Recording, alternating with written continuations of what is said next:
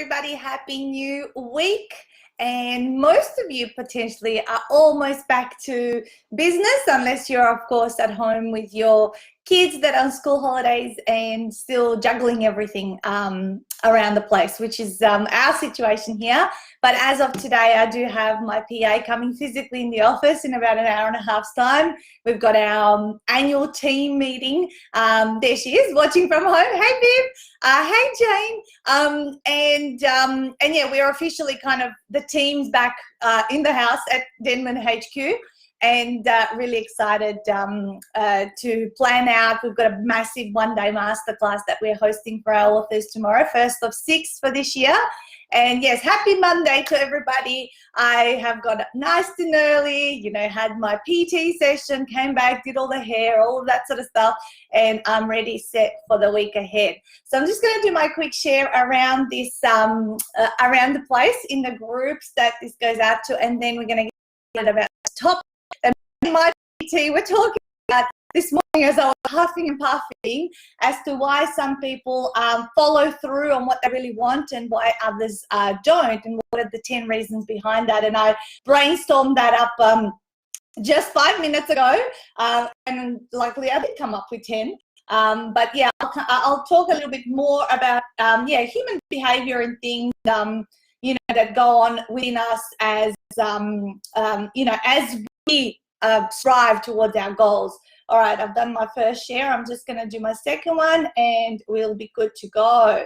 All right. Healthy away to riches. Excellent. I can't believe it. Our first event in 2020 is also sold out. Perth is sold out. Stuart said, do you want to get any more people, because we haven't reached our budget and it's like so chockers full. And I said, no, switch it off, because one thing with our events we always do is we want to make sure we can pay attention to everyone and get to know everyone properly, because what we do is so personal. And if we have a room of 100 people, there's no way you can connect with that many. So we cut off the tickets and we said sold out. And all of the others, Adelaide, Canberra, Sydney, Melbourne, they're all coming close to fully booked, which is a great start. And always when the year starts, you don't know how it's going to go. Are you going to be pulling teeth and getting people in the rooms, or is it going to be easy? So we've had a massive surge of tickets, and bums on seats is looking really, really good.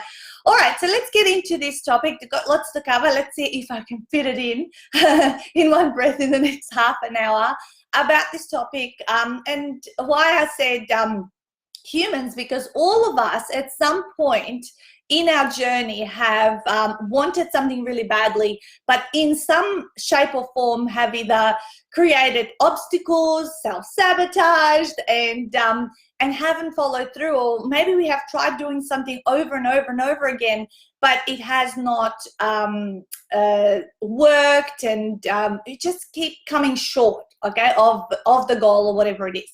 By the way, if you resonate with some of the things that I'm saying, or you have some ideas, extra ideas that you can add value on this call, please put it in. I'm very good at multitasking and reading comments and replying back to you, or if you have any questions, do that as well.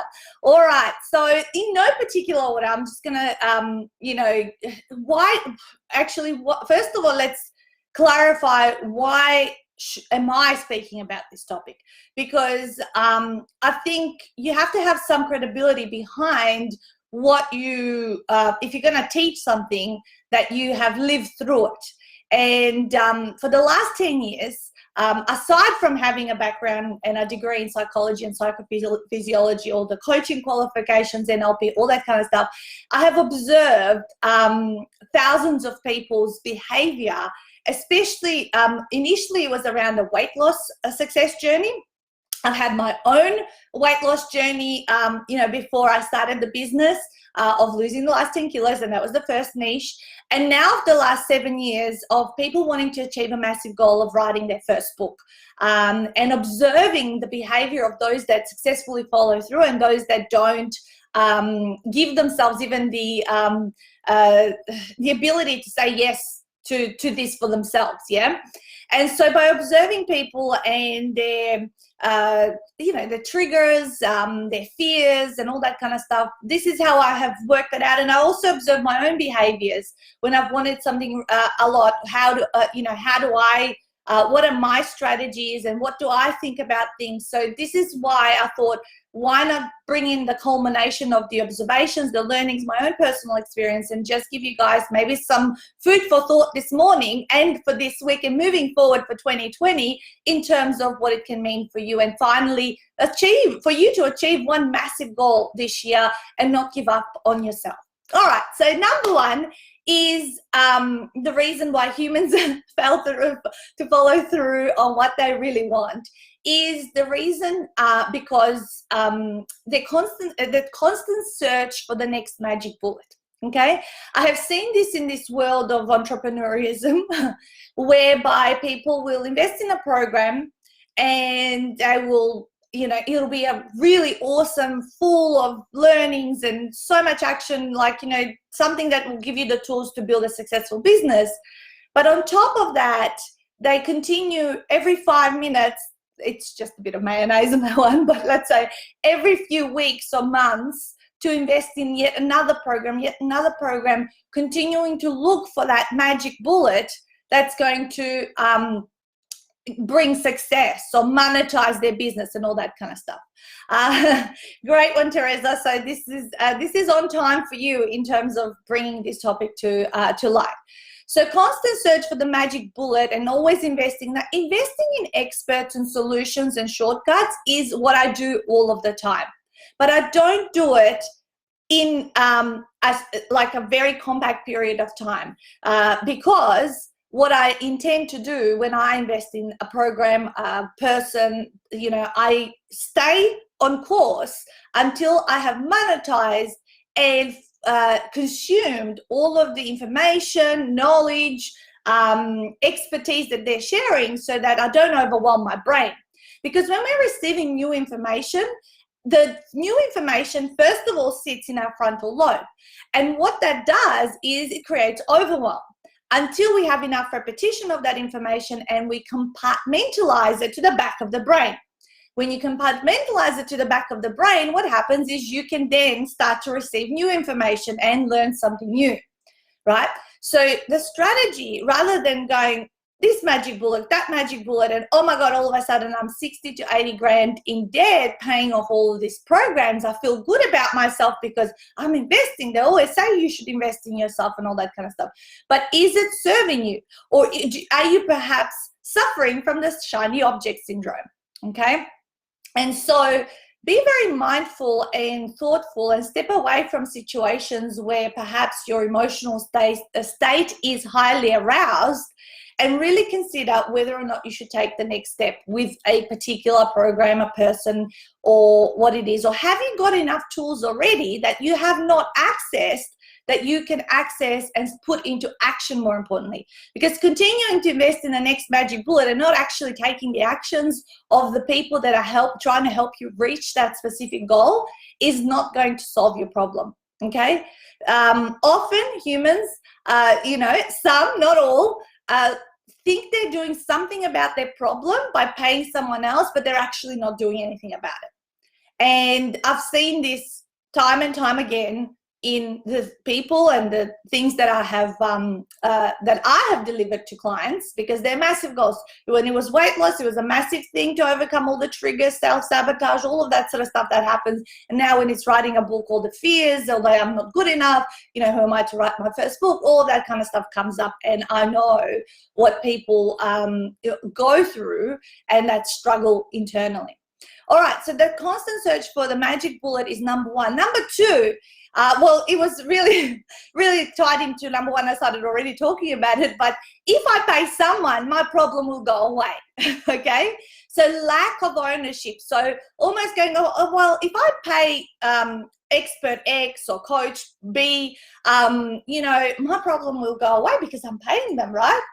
But in actual fact, that person you're paying is just there as a person to show you some shortcuts, to perhaps bring to light some behaviors that that may not be resourceful for yourself, but you're the one that needs to do the work. So that might be 20% of the journey and the tool that's going to enable you to complete the 80% of the work. No one does it for you. No one gets you to success, whether it's financial, health, your relationships, your career, whatever it is. No one gets you to success but you. So lack of ownership and putting the ownership on the other person that you're investing in to help you solve the problem is a cop-out. So when every mentor and program I'm invested in, every single time I remain coachable and I have completed the tasks that I have been given and then overachieved and done extra tasks on top of that, because I thought, okay, well, this is what I've been given. For now, I'll do that first, what my coach tells me first, and then I'll do some extra stuff, so I can initiate some new, movements and actions moving forward. So take ownership, remain coachable, and don't think just because you're investing in someone that your problem is going to go away. So that's the number 2 thing that I have observed over the years. And I'm so, so sad that so much money gets flushed down the toilet, as I like to say, in people not following through on what's really important to them. It's really, really sad. So within my Ultimate 48 Hour Author program, I often share that I trick people in 2 ways to make sure they follow through.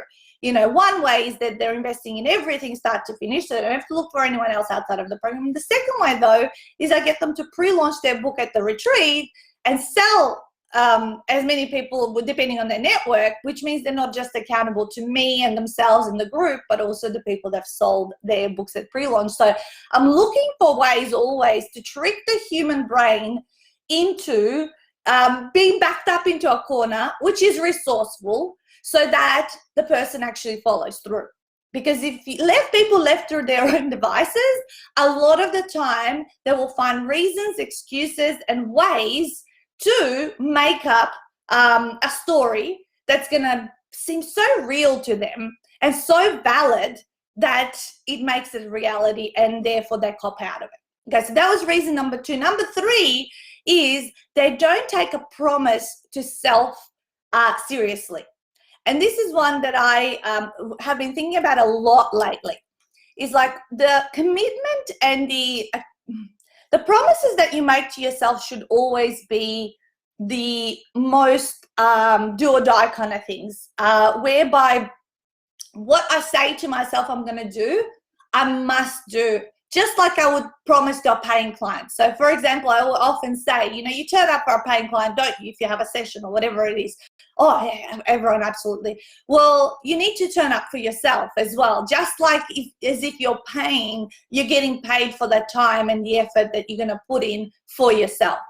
And that's what I find. And whether this comes from low self-esteem, always pleasing others, saying yes to others, but your ownership or your promise to yourself should be the strongest thing that you never break, right? You say something and you stick to it and you follow through. You write it in your planner. You set aside the time for it, for whatever this goal is, and you don't break those promises, and you don't schedule other appointments over the time you've dedicated to achieve that specific goal.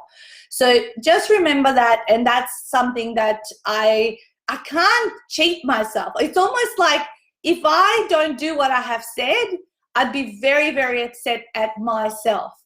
That's me. I'm finding it hard to honor promises to myself. I never used to be like this, but I'm at the last few years, I'm just not following through for myself. So Jane, you're a very successful person who I admire a lot. And this is something that I think you can rediscover. If it's been present there once, you can, and maybe this call will trigger some insights as to how you can come back to that place where you were. And as our life shifts, and you've had a lot of life shifts, I know, this year or the last 12 months, of course, our values shift, right?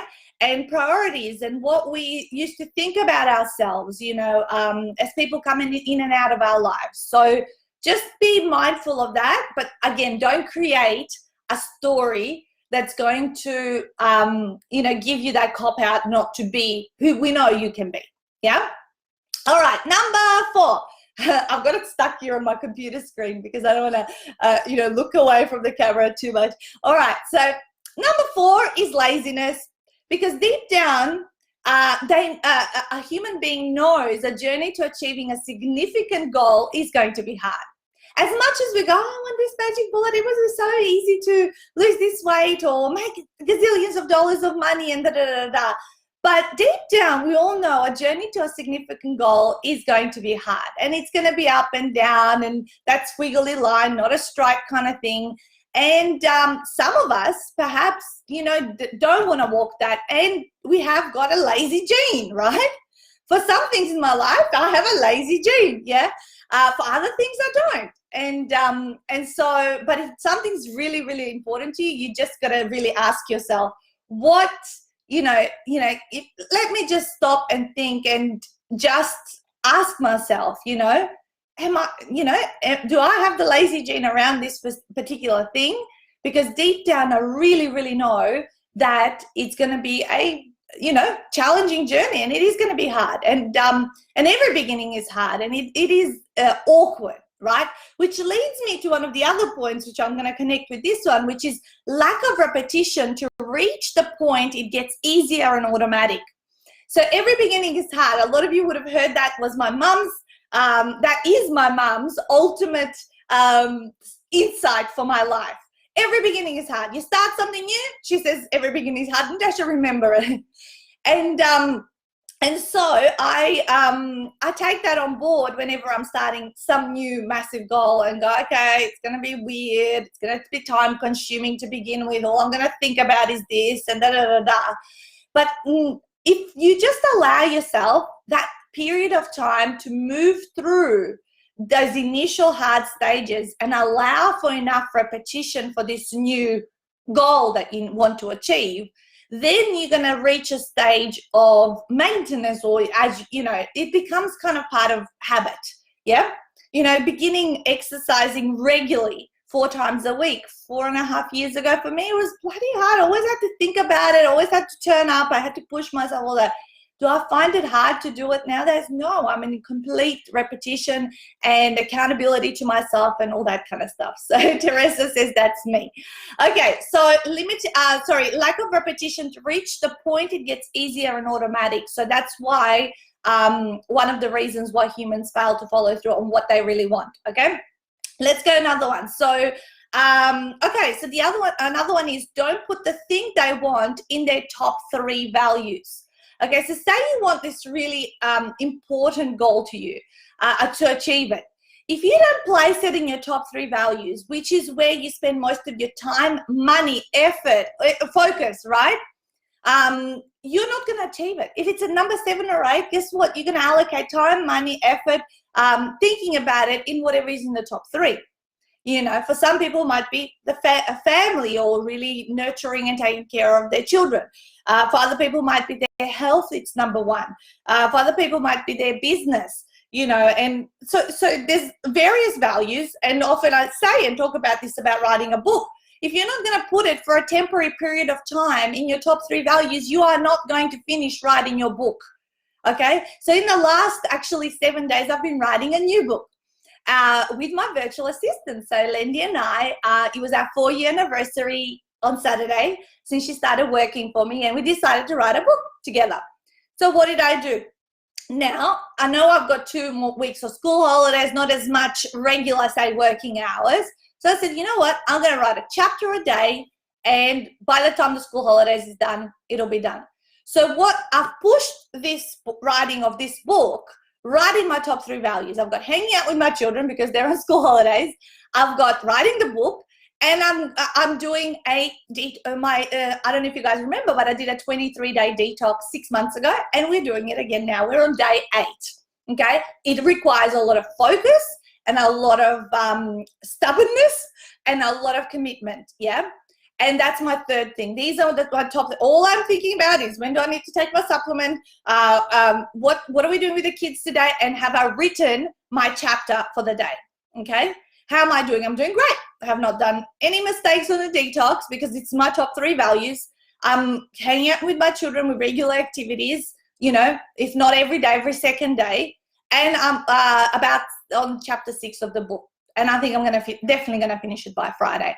And that was my whole intention. So just use this example as something that you want to do. And I know that come finish these 3 weeks of these top 3 values, come the following 3 weeks, it'll be all about my half-day workshops, because I'll be on tour and focusing on my clients. Getting ready for my retreat will be number 2, and continuing obviously to remain or help my health stuff, so make sure on the road that I'm uplifted with energy. So really, really important, whatever that goal is, to put it in your top 3 values and have focus, because if you have too many things that are important, you're not going to do any of them well. And multitasking is a waste of time, and it's going to take a lot longer to get to where you need to go.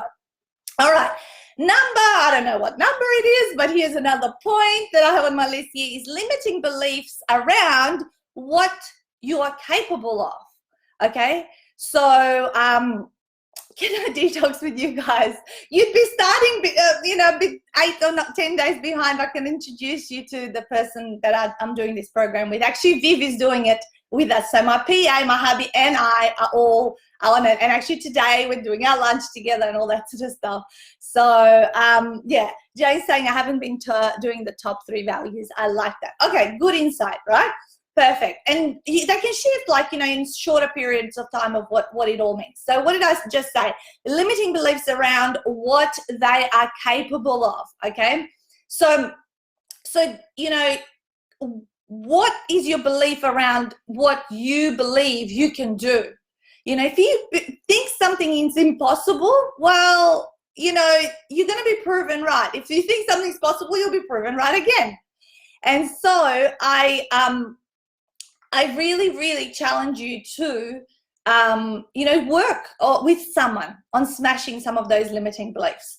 Go get a mindset coach. Talk through where they come from. Who told you can't do it? It's usually a voice from your childhood that said something to you, and now you've turned it into your own self-talk.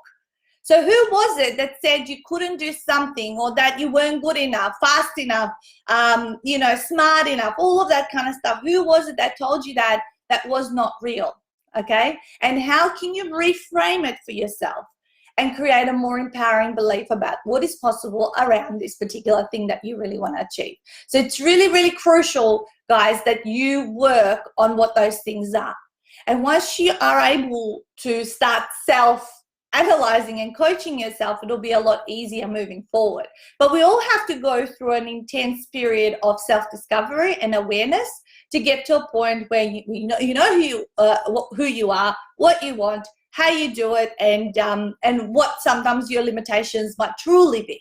Okay, so work on those limiting beliefs. All right, next one. Let me see what I've got. Okay, low self-confidence and self-love to get what they want. So this is tied in again with those little voices in our brain that perhaps we imprinted when we were little, and that have become now our own voice, and hold us back from having the confidence and self-love to give ourselves what we truly want. And that can only be fixed and worked through conversations, through going back, timeline therapy, all that kind of stuff. There's plenty of people that do this kind of work. I don't, but I could connect you with someone that's amazing at it, that can help you. That is the case for you. And it's a worthwhile investment, because my next point is, don't try to do it alone. Because trying to do and fix a problem that you've repetitively, or a goal that you've repetitively have not achieved, doing it by yourself, you cannot catch yourself when you're making your self-sabotage. You cannot catch yourself when you are playing out a limiting belief. You cannot catch yourself as an outsider perspective to see where the journey can be tweaked and how you can do it differently.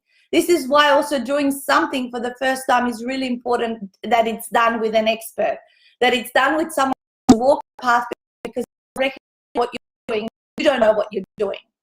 And so from the beginning, when I said, don't look for the magic bullet, invest a million people in 5 minutes, but definitely invest in someone and then stick it out. Get in line and stay in line with that particular person, and don't try to do it alone, because alone, probably so far, it has not worked for you.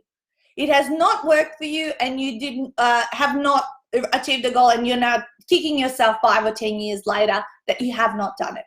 So really, really, really important to know that doing it in a group. So just the example I was giving earlier about us being on a detox, and it's Viv and it's Stuart and it's myself and there's 2 other girls. We've got like a little Facebook private message, and we're reporting every day how things are going and who's struggled with this and that. And we're all encouraging one another and doing it with other people. So do it with an expert. And we've got Gail, who's our expert.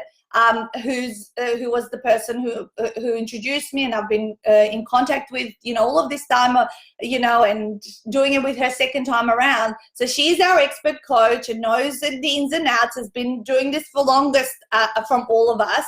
Yet the other group, the other people who are doing it, some of them are doing it for the first time and some of them for the second time, and we're all giving each other tips and hints on how to get better, and just to lift each other up, to know that just because your family at home is not going through this journey, you're doing it with someone else. So 2 important things of not trying to do it alone: get someone who is really the expert at it, but secondly, go in a group. This is why we take people on retreats. So they've got me as the expert, but then they've got their fellow buddies who are on the same journey, knowing and experiencing the ups and downs of what happens after retreat or before, and they can talk to each other about it. This is why that formula works so, so well. All right, so now last point I have here, and these were in no particular order, and I'll summarize them in case you did come on the call a little bit later, is that what will others say, okay? Are you sensitive to criticism? Are you sensitive to other people's opinions and what they think of you? What will happen if you do reach this goal? Will you lose your current friends? Or, what will the family say?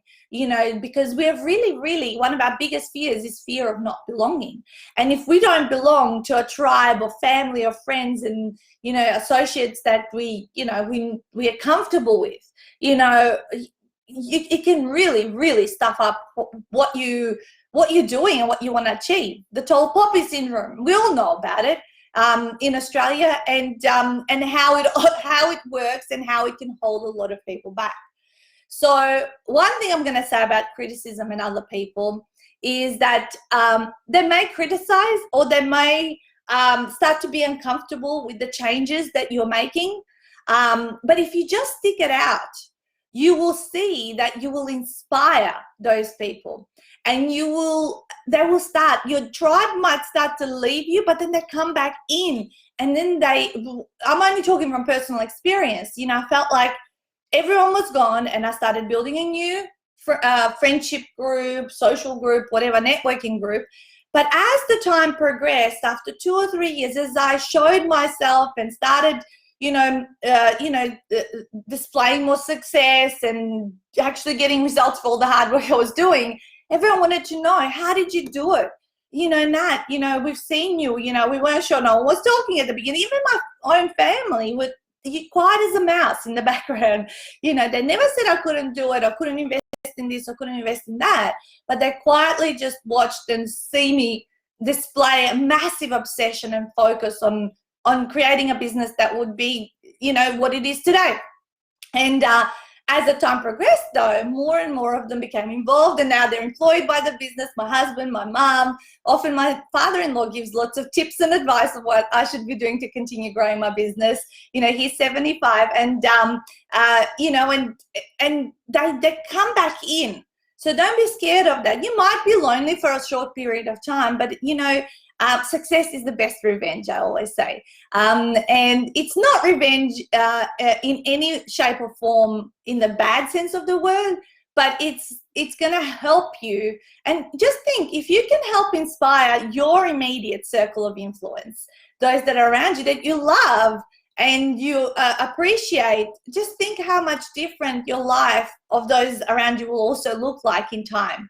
It really is rewarding to lift then others alongside the journey with you and give them a different quality of life, however that means, whether it's a different quality of health in their life, or the relationships and all that kind of stuff. So, what is it? Who said this? I can't remember who said this, but be the change you want to see in the world. And that's how it spirals from you and you start to observe it around you. So just as a summary to the others who joined late, I'll give you the 10 things and reasons why humans fail to follow through on what they really want, because you need to rewind back to the beginning to get the explanations behind this. And then I'm going to let you go and start smashing your goals this week. All right, so number 1 was constant search for the magic bullet. Number 2 was if you pay someone, my problem will go. If I pay someone, my problem will go away. So lack of ownership. Number 3 was don't take a promise to self seriously. You don't take promises to yourself seriously. Number 4 is you're lazy because deep down you know the journey will be hard. Number 5 was don't put the thing they want in their top 3 values. This was a great insight that you should go back and listen to. Number 5, I think limiting beliefs around what you're capable of. Next one was lack of repetition. To reach the point, it gets easier and automatic. Number 8, low self-confidence and self-love to get what you truly want. Number 9 was trying to do it all alone. And number 10 was what will others say, so that fear of criticism. All right, so those are kind of my insights with you that are triggered by my PT session this morning and me and my trainer just discussing, and I go, okay, great, you gave me the idea for Monday. I might make that her extra job every Monday. We can have a discussion as I'm doing my training so I can come up with my fresh content ideas for this live with Nat. That's actually good multitasking, I think. All right, perfect. So Therese, I'm glad you enjoyed it. Jane, go and work on those top 3 values and what you used to, how your promises to yourself are so important not to break. And if you're watching this on a recording, do write still comments. So do check on the comments and reply back and all that kind of stuff. And for me, yeah, it's back to the office. Still not officially on tour. Tour starts 4th of February. But if you need anything from us, guys, we're here. Just send us a message and we'll get back to you. And in the meantime, I'm getting back to finishing the book this week. And launching in the next few months. And it's going to be super exciting to have another book and to add value to more of you people. You're welcome. And off I go to my secret group to do my Monday weekly Q&A. Talk to you soon. Go and smash it out. Bye.